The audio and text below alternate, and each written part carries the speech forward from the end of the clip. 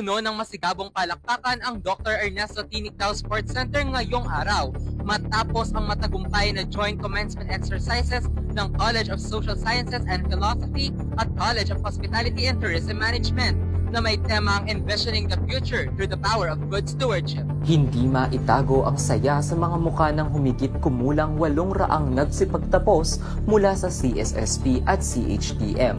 Sa wakas ay makakamtan na nila ang matagal ng pinapangarap na diploma, simbolo ng kanilang walang humpay na pagsusumikap at dedikasyon sa kanilang mga napiling larangan. Madarama rin ang taus-pusong suporta ng mga magulang na naroon upang saksihan ng tagumpay ng kanilang mga anak.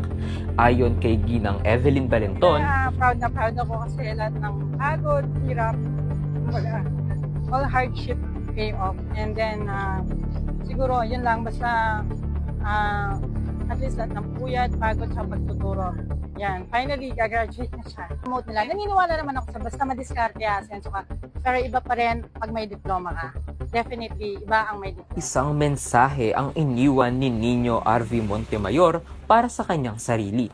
I'm so proud of you na na-survive mo yung college life sa lahat ng struggles na na-experience mo at na-survive mo lahat yung mga challenges na yon.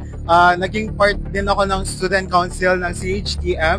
So parang nakaka-proud lang na somehow natapos ako sa TAPSU ng may ambag sa college ko. And I'm really proud of it po. Hindi rin matatawaran ang lubos na pasasalamat ng mga nagsipagtapos sa kanilang mga guro, pamilya at sa pamantasan.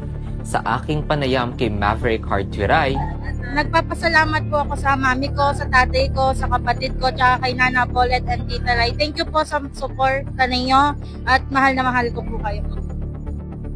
Samantala ay gaganapin naman bukas sa 16 ng Agosto taong 2024 ang huling araw sa linggo ng pagtatapos ng Don Honorio Ventura State University. Kabilang riyan ay mga estudyante mula sa satellite campuses ng universidad. Apalit, Candaba at Santo Tomas sa umaga, habang Lubao, Mexico at Porac naman sa hapon. Muli, isang maligayang pagbati sa lahat ng mga nagtapos. Mula sa Public Relations and Industry Linkages Office at Media Affairs ng DOVSU, ako si Jeremy Aguilar ng Radyo Espelar, nakatutok, nagbabalita.